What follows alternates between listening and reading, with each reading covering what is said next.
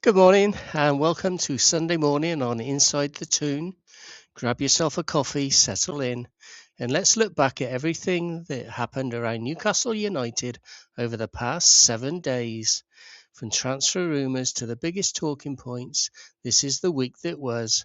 I'm Ken, the Inside the Toon guy. Let's do it, shall we? So the transfer breakthroughs, injury updates, club statements, stadium developments, it's all going to come up next. This is the biggest Newcastle headline of the week coming up now.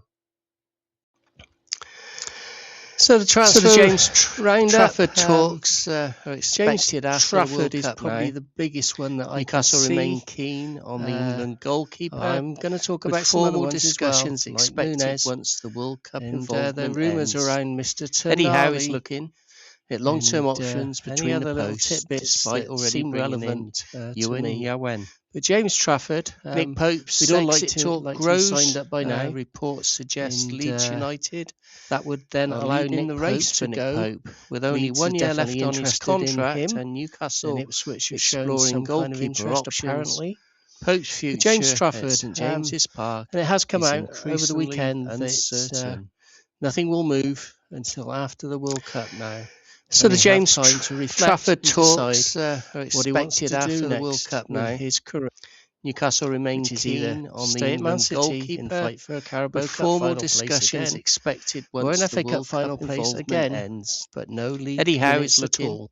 at long-term Which I don't think options he between wants, the and it won't posts, help his despite England already bringing in prospects Ewan in career Yawen. at all. Nick Pope's exit So talk I'd grows. like him. I think we've been Reports chasing him for suggest 2 or Leeds 3 years United now.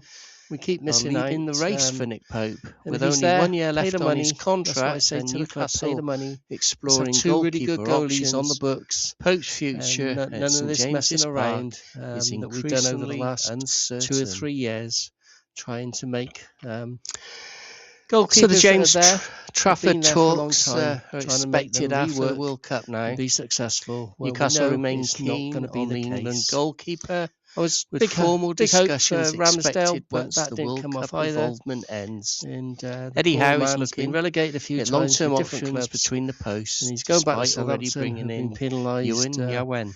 for spy watch. Nick Pope's exit against the talk Borough. grows. So there you go. Reports suggest Leeds United Let's get him. are leading the race. So Sandro Tonali, before we get to the Muniz disaster, the interest in him is growing. Newcastle have fought back a bit by saying they're not going to sell him unless there's some really stupid money that comes in. However, is that speculation is growing surrounding key players this summer. Sandro is one of them. Rumour has it his agents have already been talking with Spurs. Why would he want to go to Spurs? I don't know, but there you go. So we're going to have to watch this space and worry a hell of a lot over the next few weeks if it takes that long for Sandro to make up his mind and determine where he wants to go or stay, maybe. But the one big question today is obviously Muniz, the Spanish club. We've been in advanced talks. Apparently, we had agreed personal terms and agent fees were reportedly close to being agreed. But Liverpool moved in quickly, paid the full release clause to the Spanish club. Muniz is now expected to go to Liverpool. He's expected his medical with Liverpool medical staff already in the States. And this is coming from multiple sources that are reporting that Liverpool have beaten Newcastle to the signing of Victor Muniz. And frustration is not the word I would use. I can't say what I'm thinking on here because it's not allowed. So it's Liverpool at home. It's on Sky. It's going to be televised Sunday afternoon, 23rd of August, 4:30 kickoff. And yes, it's Liverpool.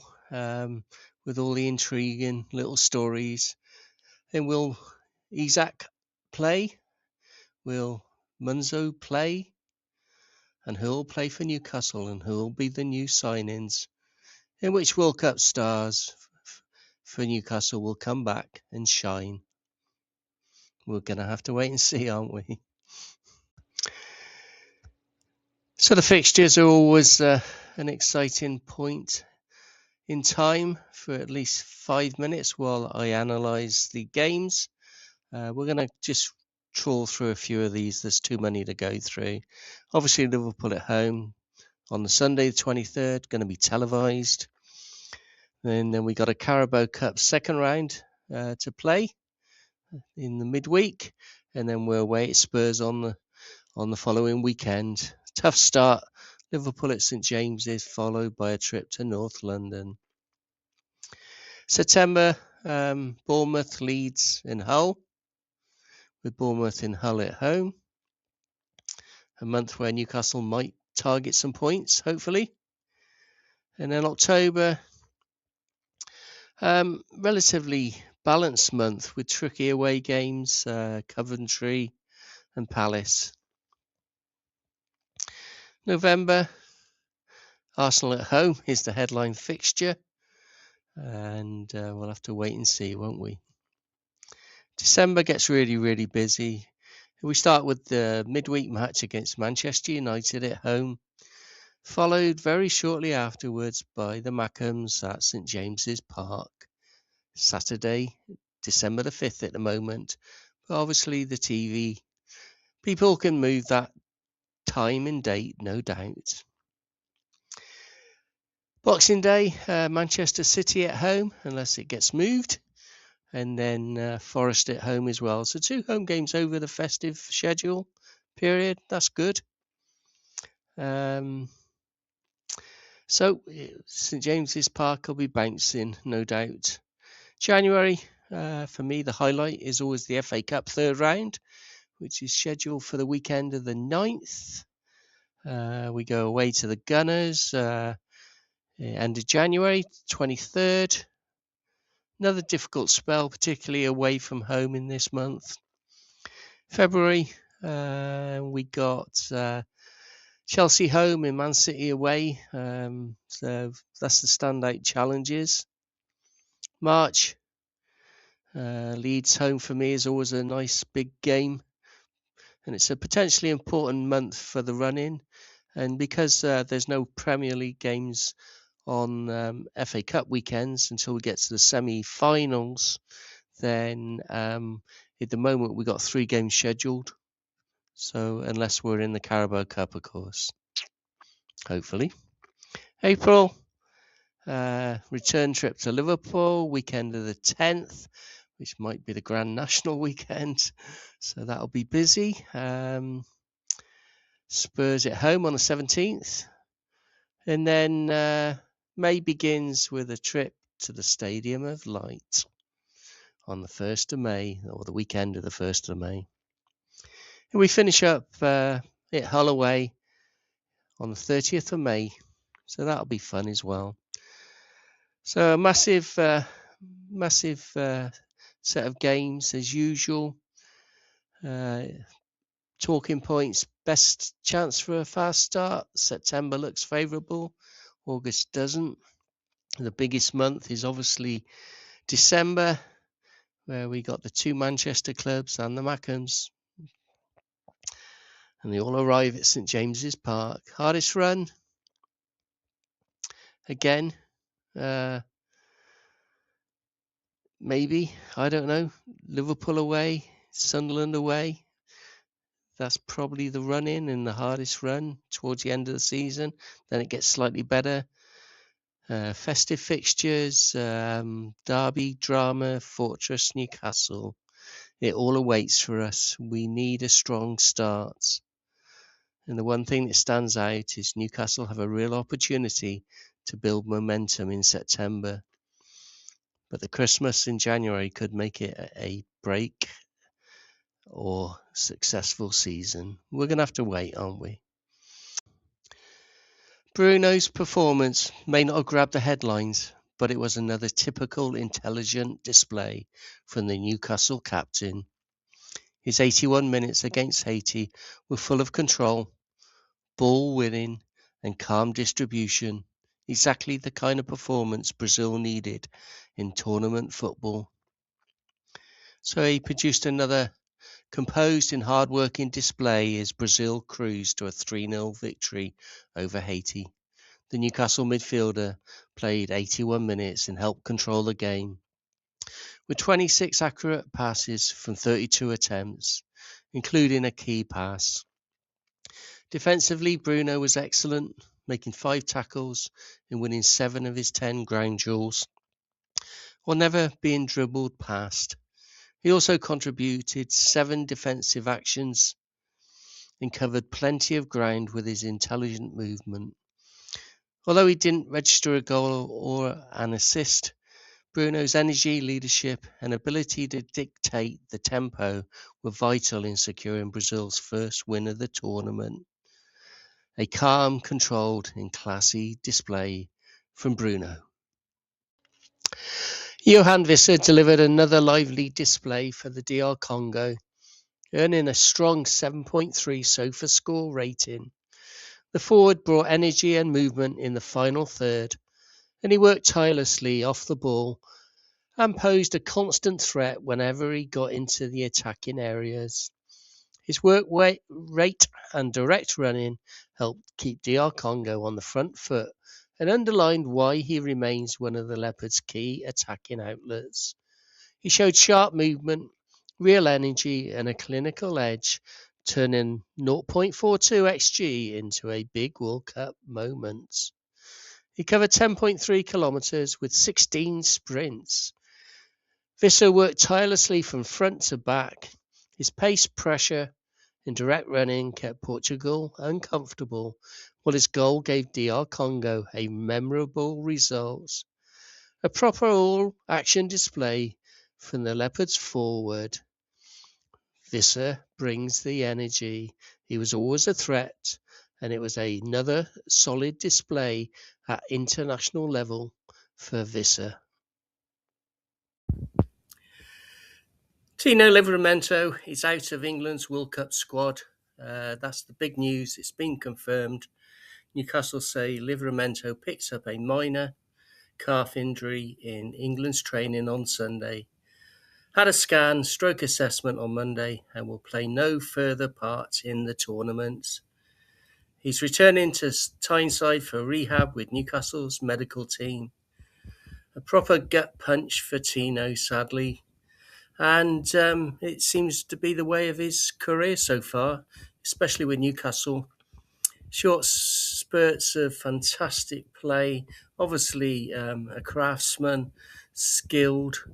However, he's going to be tagged with the injury prone going forward. So any hope of going on, if he wanted to go on, because you never know what is in their minds, to Champions League games and teams, it may not happen now for him.